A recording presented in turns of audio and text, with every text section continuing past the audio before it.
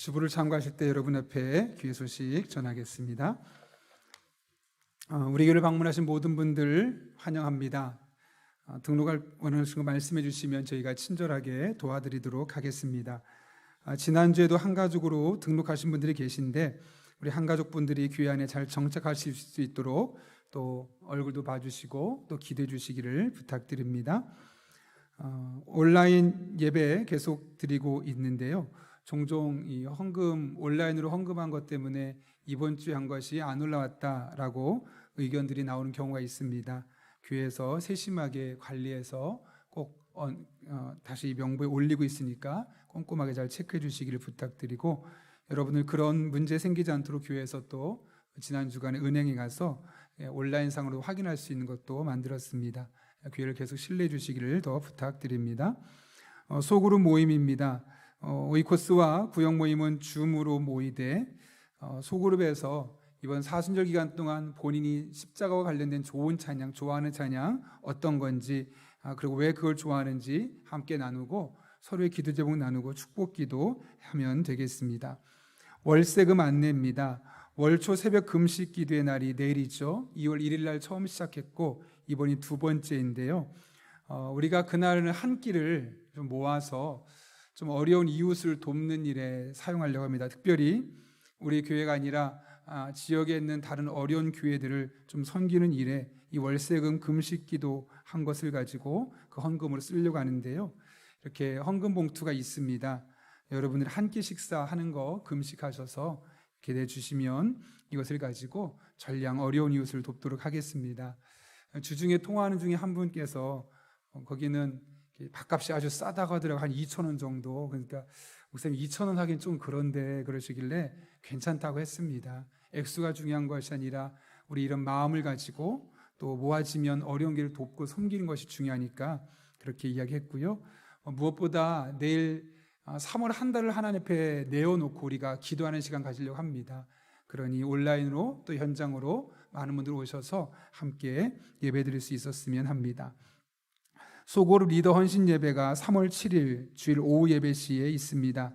디스크 연구소, 사람의 기질을 검사하는 그런 연구인데요. 그분 오셔서 이제 나는 어떤 기질에 속해 있고 다른 사람은 어떤 기질이면 서로 어떻게 노력해야 될 것인가, 이런 부분들에 대한 강의입니다. 정말 유익한 강의인데 많은 분들의 참여 부탁드립니다. 말씀과 함께 철로 역정 진행하고 있죠. 특별히 내일 모레 화요일부터는 출애굽기가 시작되는데 그냥 시작하는 것과 우리가 개론호를 준비해 놓은 것 듣고 하는 건 전혀 다릅니다. 새벽기도 홈페이지, 그러니까 게시판에 새벽기도 란에 들어가게 되면 영상이 2개가 올라가 있습니다. 하나당 14분 정도 되는데 그거 듣게 되면 이 출애굽기가 쭉 전체 숲이 보이게 됩니다. 그래서 나중에 내용 파악하는 데 참 도움이 되니까 꼭 그거 보시고 나서 말씀과 함께 철로 역정 따라오시기를 부탁드립니다. 홈페이지 안내입니다. 홈페이지가 개선되었습니다. 그런데 이제 그럴 때마다 계속 들어가서 검색하고 하려면 불편하니까 이렇게 보시면 한 장씩 여러분에게 나눠드리고 있는데요. 아이콘으로 스마트폰 바탕화면에 나올 수 있게끔 하는 것이 있습니다. 한 5번만 하게 되면, 이 매뉴얼에 따라 5번만 하게 되면 이제 홈페이지에 그것만 클릭하면 자동으로 우리 홈페이지로 아이콘이 연결될 수 있도록 되는 겁니다. 그래서 가능한 한 많은 자료들을 저희가 홈페이지 앞으로 올리려고 하니까요. 홈페이지 들어와서 유튜브로도 접속할 수 있고 그렇게 할 수 있게 되었습니다. 혹시라도 이거 보고도 모르시겠다 하시는 분 계시면 사무실에 혹은 교역자에게 말씀해 주시면 저희가 도와드리도록 하겠습니다. 부모학교 세미나 안내입니다. 첫 번째 강의도 너무 좋았는데 이번에도 2개의 책을 쓰신 귀한 작가님 오셔서 아이와 함께 성장하는 육아라는 주제를 가지고 현장에 오시지만 또 유튜브로, 줌으로, 쌍방향으로 하려고 합니다. 많은 부모님들 또 예비 할머니, 할아버지도 환영합니다. 많은 분들의 참석 또 참여 부탁드립니다. 당회가 다음 주에 있습니다. 사랑의 성도들은 손길 있습니다. 박화식 권사님 장례 위로 감사로, 유태윤 집사님, 박수진 권사님 자녀 임관 감사로 모든 전량 도움이 필요한 가정을 섬기는 일에 사용하도록 하겠습니다. 더 자세한 광고는 주부를 참고해 주시고 우리 함께 기도하고 하나님의 말씀 나누겠습니다. 거룩하신 아버지 하나님, 오늘도 우리를 불러주시고 예배하게 하시며 말씀 앞에 서게 하신 은혜 진심으로 감사를 드립니다. 성령으로 인도하여 주시옵고 이 말씀이 개개인에게 내게 주시는 말씀으로 들려지는 은혜의 시간 되게 하여 주옵소서. 함께 하시길 간절히 바라오며 예수님의 이름으로 기도하옵나이다. 아멘. 우리 앞뒤 좌우에 있는 분들 오랜만에 뵙지요. 이렇게 인사합니다. 당신은 내 인생의 비타민 같은 사람입니다. 인사하겠습니다.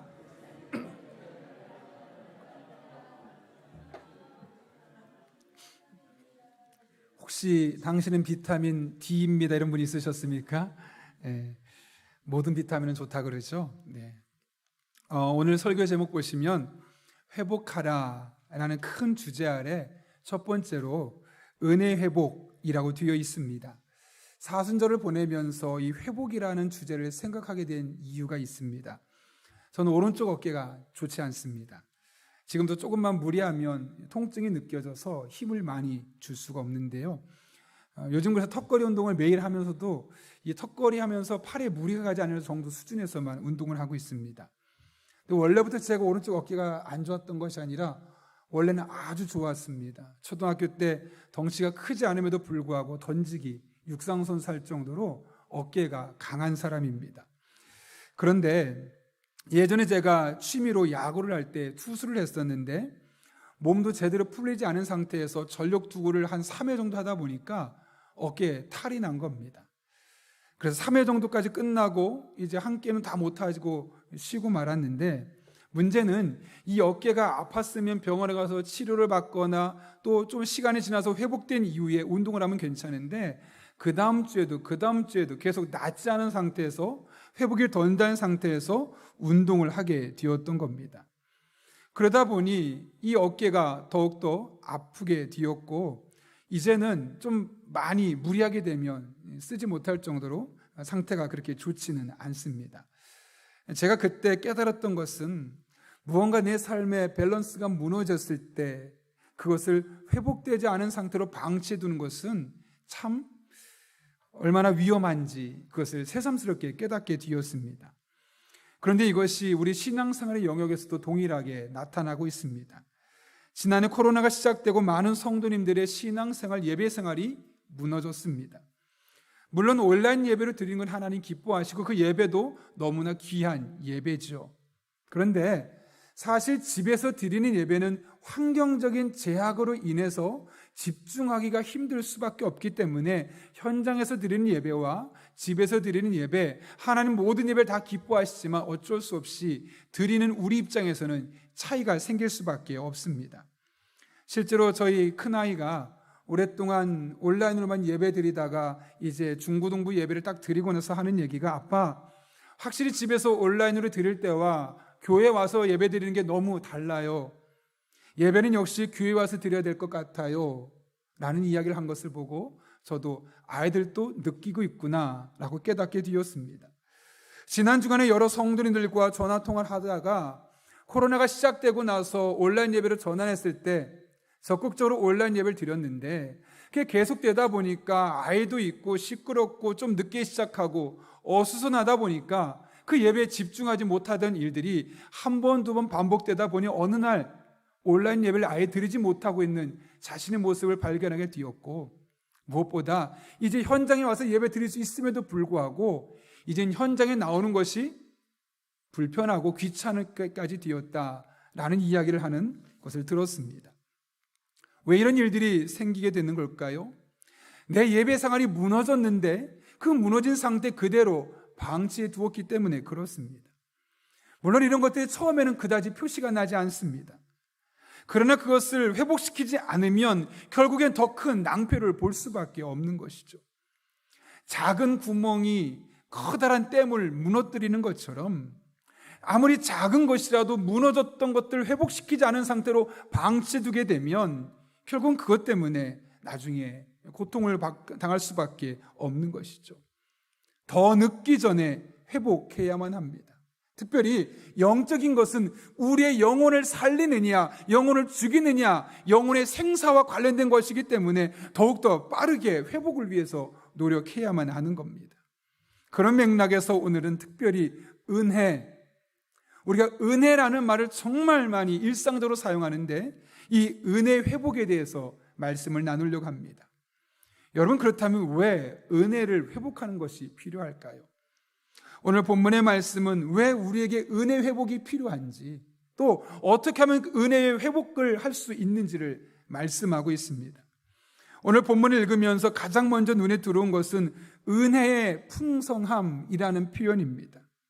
반복해서 읽고 또 읽어도 저의 마음을 가장 두드리는 표현은 은혜가 풍성하다라는 것이었습니다. 7절을 보면 이렇게 말합니다. 우리는 그리스도 안에서 그의 은혜의 풍성함을 따라 그의 피로 말미암아 속량 곧 죄 사함을 받았느니라. 여기서 은혜는 카리스라는 단어인데 호의를 베풀다, 친절하게 대하다라는 의미가 있습니다.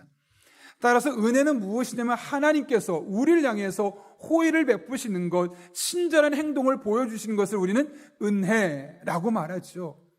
특별히 이 은혜는 그 은혜를 받을 만한 자격이 없는 이들에게 베푸시는 무조건적인 호의의 행동을 표현할 때 사용됩니다.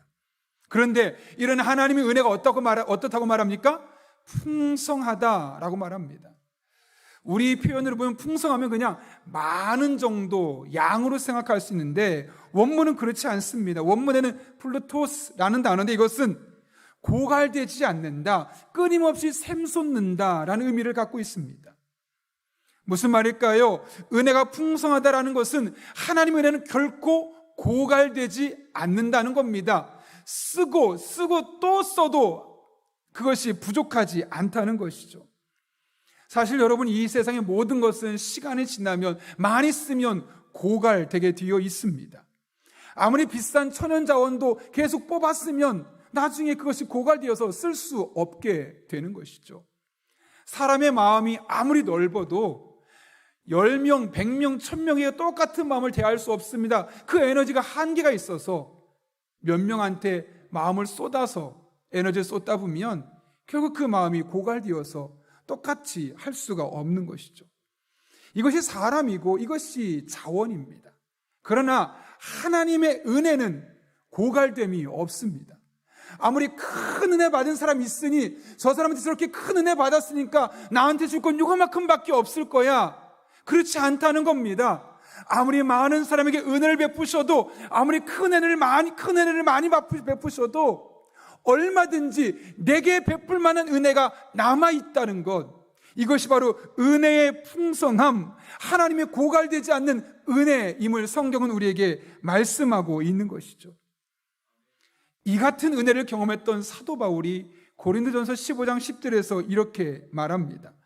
내가 나 된 것은 하나님의 은혜로 된 것이니 내게 주신 그의 은혜가 헛되지 아니하여 내가 모든 사도보다 더 많이 수고하였으나 내가 한 것이 아니요 오직 나와 함께 하신 하나님의 은혜로다. 여러분, 사도 바울이 얼마나 많은 일을 했습니까?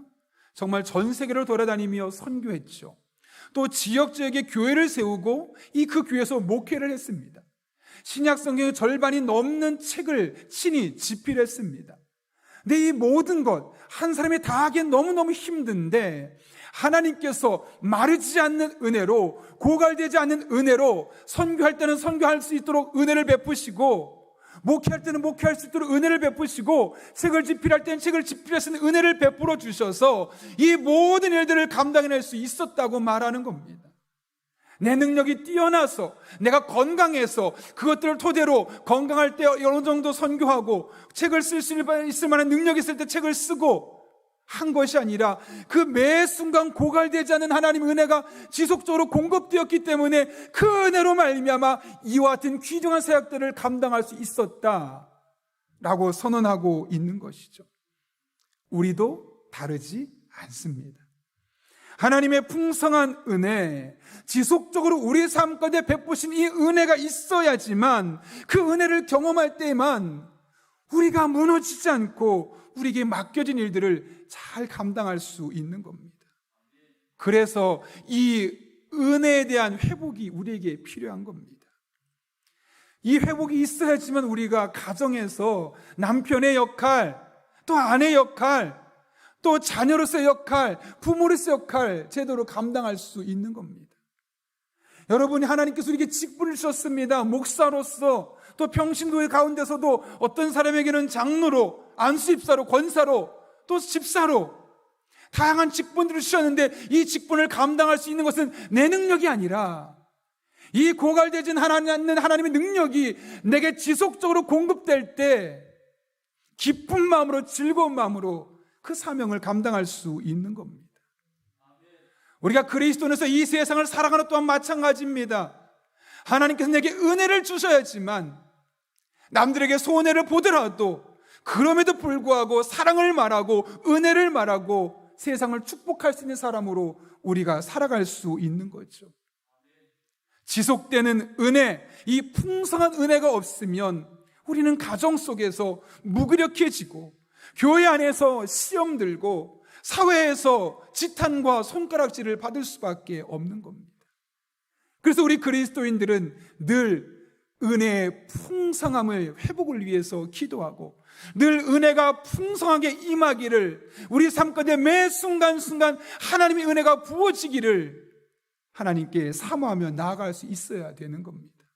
바라기는 우리 영락교회 모든 성도들은 이 은혜의 풍성함, 고갈되지 않는, 마르지 않는 이 하나님의 은혜가 가정 속에서도, 교회 속에서도, 사회 어느 곳에 있든 날마다 경험되어져서 이 하나님의 귀한 사명 온전히 감당해내는 그런 주의 종들 될 수 있기를 예수님의 이름으로 축원합니다. 그렇다면 이 하나님의 고갈되지 않는 은혜를 우리가 어떻게 누리며 살아갈 수 있을까요? 이를 위해서는 구원의 감격, 이 구원의 감격이 내 안에 다시 회복되어야 합니다. 오늘 본문 7절 말씀 같이 한번 읽겠습니다. 시작. 우리는 그리스도 안에서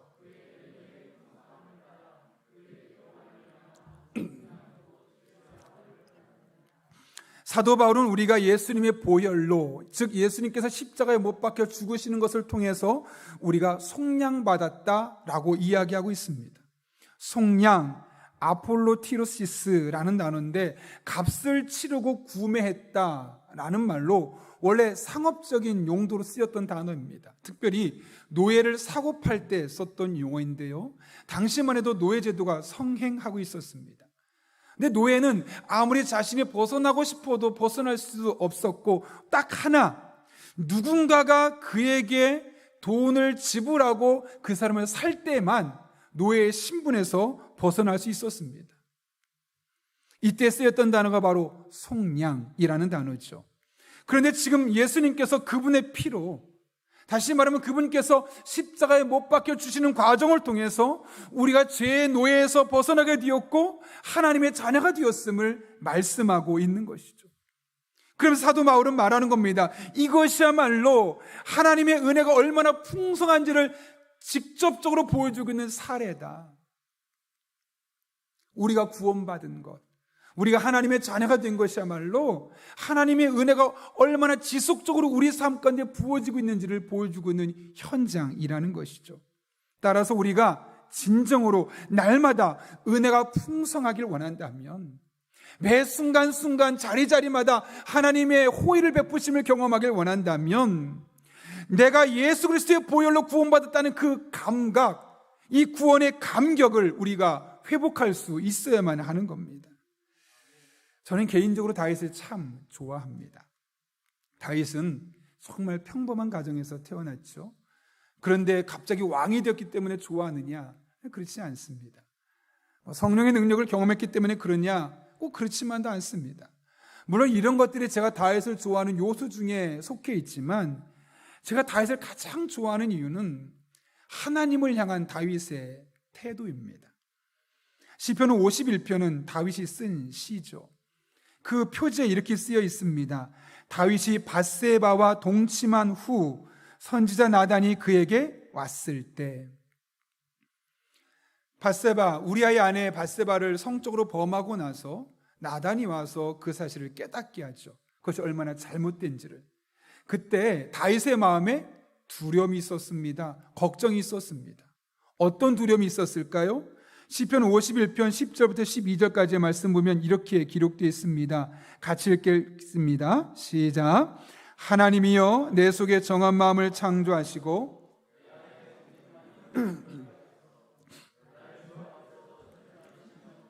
주의 성령을 내게서 거두지 마소서. 주의 구원의 기쁨을 내게 회복시켜 주시고 자원하는 심령을 주사 나를 붙드소서. 아멘.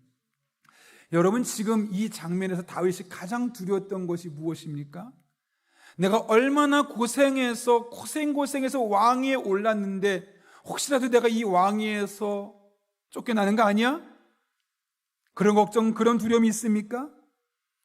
내가 갑자기 몸에 병이 들어서 이 왕위를 더 이상 유지하는 거 못하는 건 아니야? 그런 걱정하고 있습니까? 그런 두려움이 있습니까? 아니요. 다윗이 했던 고백, 시편 51편 전체를 읽어봐도 혹시라도 내가 이것 때문에 왕위에서 벗어날까? 내가 쌓아놨던 재물이 혹시 사라질까? 내 건강이 잃을까? 이런 거 가지고 하나도 걱정, 근심, 두려워하지 않고 있는 다윗의 모습을 보게 됩니다. 다윗이 두려웠던 것 오직 한 가지. 하나님, 저를 하나님 앞에서 쫓아내지 마십시오. 하나님, 성령 충만할 때 하나님과 겪었던, 하나님을 만나면서 누렸던 그 은혜가 있는데 그 은혜를 더 이상 못 누리는 것이 저의 삶이 일상이 되지 않게 해주십시오. 다윗이 가장 두려워했던 것은 바로 이거였습니다. 혹여라도 내가 죄를 지은 것 때문에 내가 더 이상 하나님과 영적으로 소통하는 데 어려움을 겪는 것, 내가 죄를 지었기 때문에 혹시 하나님이 나를 멀리해서 내가 은혜 가운데 멀리 떨어질 수밖에 없는 것, 다윗은 그것을 가장 두려워했고 그것을 가장 무서워했음을 보게 되는 겁니다. 그런데 여러분, 다윗이 왜 이런 일을 겪을 수밖에 없었습니까? 죄를 지었기 때문이죠. 우리아의 아내 밧세바를 범했기 때문이죠. 그럼 다른 말하면 왜 그런 죄를 지었을까요? 좀 전에 있었던 것처럼 내게 구원의 기쁨을 회복시켜달라, 이 말은 뭘까요? 지금 내게 구원의 기쁨이 없다는 것이죠. 구원의 감격이 없다는 것이죠. 그러니까 하나님과 만났던 그 구원의 감격이 사라져버리니까 죄를 짓는 겁니다. 죄를 짓고도 죄를라고 느끼지 않는 겁니다. 아무렇지 않게 세상에 동화되어 가고 있는 겁니다. 다 깨닫고 나서 고백하는 겁니다. 하나님, 저 두렵습니다. 혹시 하나님이 저를 버리실까 두렵습니다. 하나님, 제가 예배드리면서도 은혜 받지 못하는 것, 기도하면서도 하나님의 은혜를 경험할 수 없는 것, 그것이 한순간이 아니라 저의 일상이 될까 봐 두렵습니다. 제발 저에게 구원의 기쁨이 사라져서 이런 죄를 지어서 이렇게 두려운데 저에게 구원의 기쁨을 회복시켜 주십시오. 구원의 감격을 회복시켜 주십시오. 그래서 죄 짓지 않게 하시고 하나님부터 멀어지지 않게 하시고 하나님과 끈끈한 영적인 교제를 이루게 해주십시오. 다시 그 성령 충만했을 때 겪었던 하나님의 은혜를 또 경험하게 해주십시오. 이런 고백 아니었겠습니까?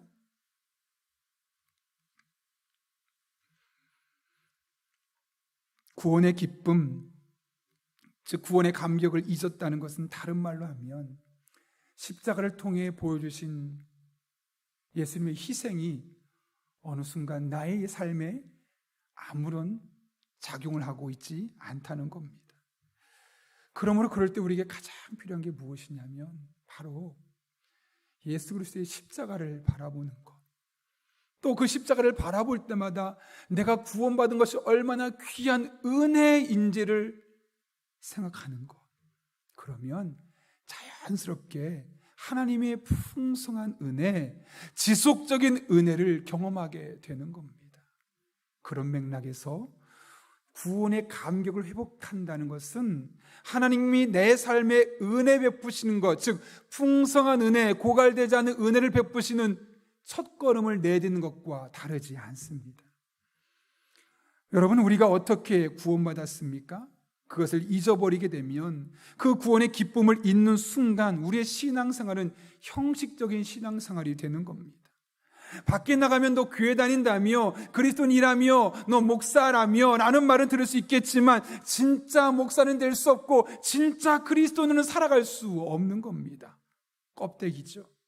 그러나 과거는 어떻게 하든 상관없이 지금이라도 우리가 구원의 감격을 회복하기만 한다면 그 구원의 감격을 통해 하나님께서 풍성한 은혜, 고갈되지 않는 은혜로 우리에게 지속적으로 은혜를 공급해 주시기 때문에 우리는 새로운 사람으로 달라질 수 있습니다. 진짜 하나님의 사람으로 다시 일어설 수 있는 겁니다. 1820년에 태어나서 1915년까지 약 95세를 살면서 9,000편 정도의 찬송가를 작사한 사람이 있죠. 파니 제인 크로스비라는 여사입니다. 이분이 쓴 찬송가 가사들을 보면 어찌나 아름다운지 마치 인생의 고통이나 시름이 하나도 없는 분처럼 보입니다. 얼마나 이분의 찬송이 은혜스러운지 우리나라 찬송가에 무려 23곡이 실려 있었고, 이제 새 찬송가로 바뀌면서 2곡이 빠지면서 21곡, 여태까지 가장 많은 찬송곡이 수록된 분이 바로 파니 제인 크로스비라는 여사의 찬송곡입니다. 그녀의 삶이 편안해 보이지만 실상은 그렇지 않습니다. 그녀는 시각장애인으로 한평생을 살았습니다. 생후 6개월 만에 눈에 자그마한 병이 생겼는데 병원에 갔더니 의사가 오진하는 바람에 6개월 된 아이가 그때부터 실명을 하게 된 겁니다. 아버지는 그 다음에 세상을 떠나게 되었고, 그러다 보니 경제적인 여력이 없어서 결국 어머니가 파출부 생활하기 위해서 집을 떠나서 있게 되었습니다. 할머니가 이 앞을 볼 수 없는 그 꼬마아이를 이제 키울 수밖에 없는 거죠. 그런데 그 할머니도 파니 제인 크로스비가 11살이 되었을 때 세상을 떠나게 되는 겁니다. 결국 그녀는 11살밖에 되지 않은 이른 나이에 시각장애를 가지고 세상에 등장할 수밖에 없었습니다. 어찌 보면 그녀의 삶에 원망이 나올 수밖에 없죠. 하나님, 6개월 됐을 때 의사의 실수로 제가 시각장애인이 되었습니다. 저는 아버지의 사랑도 제대로 받아보지 못했습니다. 어머니 사랑도 마찬가지입니다. 그나마 할머니 사랑 좀 받을까 했더니 할머니도 돌아가시고 저는 그렇게 평생을 어렵게, 경제적으로도 어렵게 살았고 사랑도 받지 못했고 더구나 앞도 보지 못하는 불편한 생활을 지금까지 살아왔습니다. 이런 원망해도 아무도 그 사람한테 손가락질 사람 없을 겁니다. 그런데 그런 그녀가 찬송했던 곡들을 보면 원망이 없습니다. 불평이 없습니다. 오히려 감사가 있습니다. 은혜가 있습니다. 사랑이 있습니다. 축복이 있습니다. 어떻게 이렇게 달라질 수 있었을까요? 그녀의 대표적인 찬송가 391장을 보면 그 이유를 짐작할 수 있는데요, 2절과 4절에 이런 가사가 있습니다. 오 놀라운 구세주 예수 내 주, 내 모든 짐 벗기시네. 죄악에서 날 끌어올리시며 또 나에게 힘주시네. 주 예수님 공중에 임하실 때 나 일어나 맞이하리. 그 구원의 은총을 노래하리. 저 천군과 천사 함께. 뭘 노래했다고요? 그 구원의 은총. 사실 은총과 은혜는 같은 말입니다. 나를 구원하신 그 은혜. 내가 비록 부모님 사랑 많이 받지 못했고, 내가 비록 6개월 때부터 지금까지 시각장애인으로 살아왔고, 내가 지금까지 평생 경제적으로 넉넉함이라는 단어를 경험해보지 못한 사람이라 할지라도 상관없다는 겁니다. 나는 그래도 하나님을 찬송할 수 있다는 겁니다. 나는 그래도 하나님을 높일 수 있다는 겁니다. 왜요? 그 구원의 은혜 때문에 나 같은 사람 살리려고 하나밖에 없는 아들 예수 그리스도, 그분을 십자가에 못 박는 것을 주저하지 않았던 그 하나님의 은혜가 얼마나 큰지를 자신이 구원받는 과정을 통해 깨달았기 때문에, 그리고 그것이 늘 일상의 그의 삶에 지속적으로 경험되어 왔기 때문에, 몸은 좋지 않지만, 사랑받지 못했지만, 경제적인 어려움은 있었지만 그 구원의 은총을 노래할 수 있었던 겁니다. 그래서 후렴에서 이렇게 고백하죠. 메마른 땅을 종일 걸어가도 나 피곤치 아니하며. 왜 피곤치 않겠습니까? 힘들지요. 저 위험한 곳 내가 이를 때면 큰 바위에 숨기시고 주 손으로 덮으시네. 이 구원의 은총을 잊지 않고 살아가는 그에게 하나님께서 은혜의 풍성함으로 고갈되지 않는 하나님의 은혜로 순간순간마다 은혜를 공급해 주시니 사랑받지 못해도 하나님을 찬송할 수 있는 겁니다. 경제적으로 넉넉하지 못해도 하나님을 찬송할 수 있는 겁니다. 비록 내 몸이 시각장애인 앞을 볼 수 없어도 하나님을 찬송할 수 있는 겁니다. 최근 한 성도님을 만나 대화를 나누다 큰 은혜를 받았습니다. 개인 사업을 하고 있는데 명절 이후로 일감이 하나도 없었다고 합니다. 당연히 심리적으로 위축될 수밖에 없었죠. 설상가상으로 코로나가 좀 창궐이랄까요? 좀 심해지기 시작하면서 매번 나오던 새벽 기도도 못 나오게 되고 또 일이 달라지게 되면서 수요 기도에도 못 나오게 되고 그러다 보니 자신도 모르게 영적으로 점점 메말라 가고 있는 자신의 모습을 알게 되었던 겁니다. 어느 날 아내가 말했다고 합니다. 여보, 회개가 회복하는 길이야. 지금 그 상태에서 벗어나려면 회개해야만 해요. 이런 말이겠죠. 근데 그것이 그냥 남편한테 아내가 핀잔하는 소리를 들리는 것이 아니라 마치 하나님이 나한테 그렇게 하라고 하는 말씀처럼 들리는 거죠. 회개했다고 그럽니다. 하나님 앞에서 신앙이 나태해진 모습, 이런저런 핑계대면서 나도 모르게 하나님으로부터 멀어져 있는 자의 모습을 회개하고 본격적으로 말씀과 함께 설교정을 따라서 성경을 매일 읽고 인터넷으로 설교를 들어가는 과정을 통해서 조금씩 영적으로 내가 세워져 가고 있음을 깨닫게 되었다는 겁니다. 놀란 것은 그 이후의 일이죠. 오랫동안 일감이 하나도 없었는데 갑작스럽게 하나님과 은혜 관계가 회복되기 시작하면서 일거리가 많아서 피곤할 정도로 하나님께서 일감을 계속 몰아주셨다고 하는 것이죠.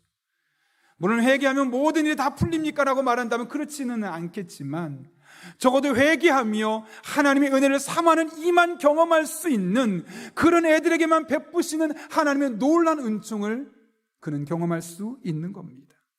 여러분, 회개했다라는 것이 무엇을 의미할까요? 그냥 단순히 잘못했습니다 라는 표현이 아니죠. 회개는 나를 구원하신 예수 그리스도의 십자가의 은혜를 다시 한번 떠올리는 겁니다. 그리고 나를 구원하기 위해서 십자가에 못 박히시기까지 했는데 내가 이렇게 살면 안 되지, 내가 그런 은혜를 받은 사람인데 하나님 마음에 합한 사람이 되어야지, 그러면서 자연스럽게 나오는 것이 회개이고, 그렇게 회개하는 이에게는 하나님의 풍성한 은혜, 지속적인 은혜의 공급이 나타날 수밖에 없는 겁니다.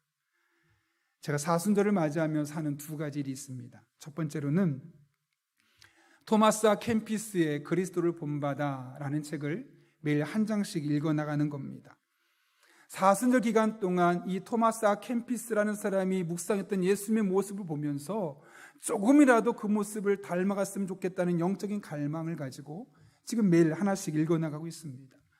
머지않은 시기에 제가 매일매일 읽으면서 받았던 은혜들을 유튜브를 통해서 여러분에게 하루에 하나 혹은 일주일에 2-3개 정도씩 올려서 함께 공유하려고 합니다. 두 번째로는 십자가에 대한 찬양을 반복해서 듣고 있습니다.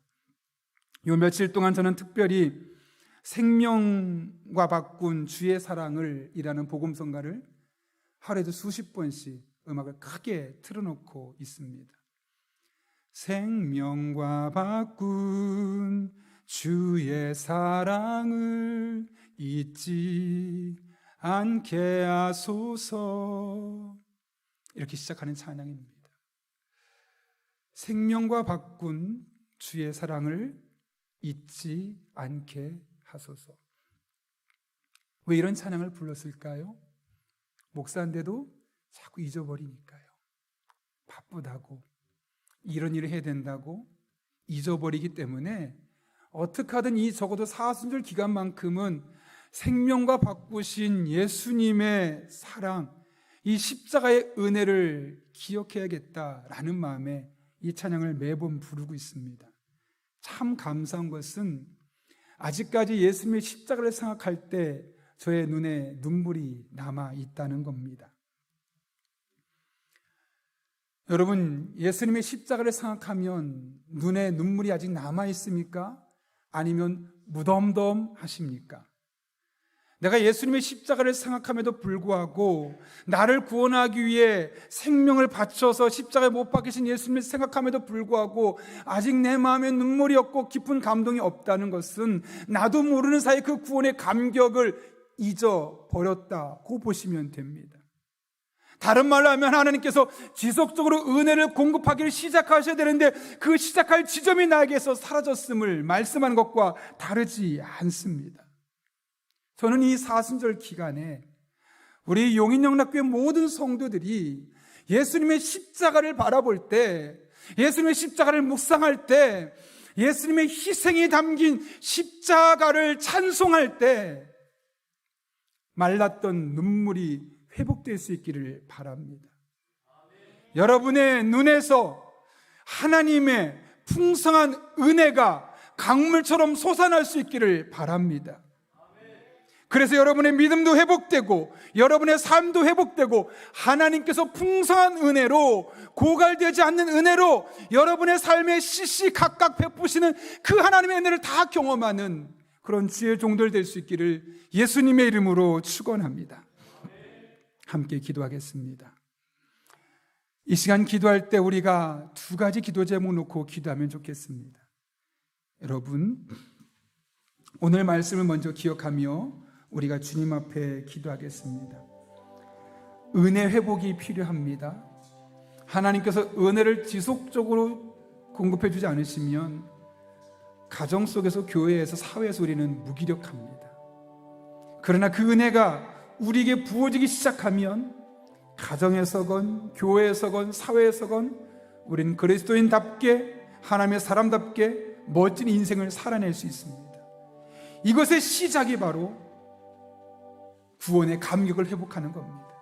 이 시간, 이 사순절 기간 동안 예수님의 십자가를 집중적으로 묵상하고 하나님께 앞에 그 찬송을 부르는 가운데 내 말라있던 눈물이 회복될 수 있게 해달라고, 하나님 앞에 구원의 감격이 회복될 수 있게 해달라고 기도합니다. 뿐만 아니라 한 걸음 더 나가서 우리가 지난 2주 동안 기도했던 우리 귀한 교회의 딸이 있죠. 의사도 놀랄 만큼 기적적인 일이 일어나고 있다고 합니다. 이제 다음 주 수요일 날 수술 날짜가 잡혔습니다. 그때 붓기가 많이 내려앉아서 수술을 할 수 있게 되었고, 그날 수술이 잘 되면 7일이나 열흘 정도 지나면 태어날 수 있다고 합니다. 우리의 기도가 더 필요합니다. 귀한 딸 머리에 주님께서 피 묻은 손으로 친히 안수해 주시고, 수술을 준비하는 과정과 수술하는 과정과 수술 이후에 회복되는 모든 과정 가운데 뇌세포가 활성화되게 도와주셔서 건강한 몸으로 회복될 수 있게 달라고, 그 과정에 놀라운 믿음의 고백과 간증을 달라고, 이 같은 두 가지 기도 제목 가지고 우리 하나님의 은혜를 삼아하며 함께 기도하겠습니다. 거룩하신 아버지 하나님, 오늘도 우리를 주님 전에 불러주시고 이렇게 하나님 앞에 간구하며 기도하며 하루를 열어갈 수 있도록 인도하시는 은혜 진심으로 감사를 드립니다. 하나님의 은혜가 우리 안에 있음을 깨닫게 됩니다. 거룩하신 아버지 하나님, 우리가 하나님의 풍성한 은혜를 경험하는 주의 종들 되게 하여 주옵소서. 그래서 우리 가정 속에서, 교회 안에서, 사회생활을 하면서 그리스도인답게 능력 있게 하나님과 동행하며 살아갈 수 있는 믿음의 사람들 되게 하여 주옵소서. 무엇보다 우리의 삶 가운데 십자가의 감격이 있기를 원합니다. 하나님 아버지, 우리 눈에 눈물이 살아나길 원합니다. 구원의 감격이 회복되기를 원합니다. 그렇게 주님과 함께 우리에게 주어진 일상을 살아가게 도와주시고 늘 우리 삶 가운데 은혜 베푸시는 마르지 않는 하나님의 은혜가 삶 가운데 날마다 순간마다 경험될 수 있도록 주님 인도하여 주옵소서. 이 시간 한지우 우리 아이를 위해서 기도합니다. 귀한 교회의 딸입니다. 하나님께서 지금까지 우리의 기도를 통해 놀라운 일들을 행하셨는데 남은 과정에도 친히 함께 해주셔서 붓기가 완전히 가라앉게 도와주시고, 아버지 두개골 적합수술이 잘 되게 도와주시고, 이후에도 완벽하게 건강한 모습으로 뇌세포가 활성화되게 도와주시고, 하나님 언제 그런 일이 있었냐는 듯이 하나님 앞에 건강한 모습으로 돌아올 수 있도록 주님 역사하여 주옵소서. 그것이 개인의 가정의 고백이 되게 하시고 우리 교회의 믿음의 고백이 될 수 있도록 하나님 아버지 인도하여 주옵소서. 하나님이 살아계신 것을 믿기에 우리가 한마음이 되어 기도합니다. 주님께서 친히 함께 해주셔서 우리의 간구를 따라서 놀라운 은혜, 기적 같은 은혜, 하나님의 살아계심을 경험할 수 있는 복된 은혜가 임하게 하여 주옵소서. 하나님을 바라보니 의지하오니 살아계신 하나님, 능력의 하나님 역사하여 주옵소서. 아버지가 하셨음을 만민이 경험할 수 있도록 주님 인도하여 주옵소서. 거룩하신 아버지 하나님, 오늘도 귀한 말씀을 통하여 이 사순절을 우리가 어떻게 보내야 할지를 깨닫게 하신 은혜 진심으로 감사를 드립니다. 하나님의 풍성한 은혜가 우리의 삶에 늘 경험될 수 있도록, 특별히 가정 속에 교회와 사회 안에서 온전한 그리스도로 살아갈 수 있도록 우리 안에 하나님의 풍성한 은혜가 회복되게 하여 주옵소서.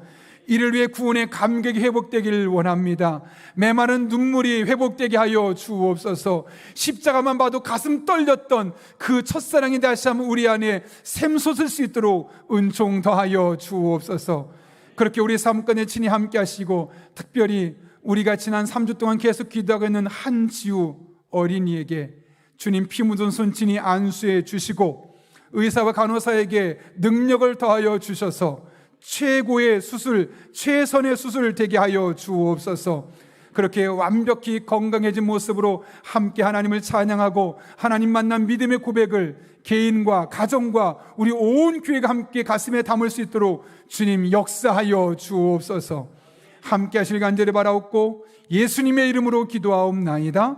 아멘.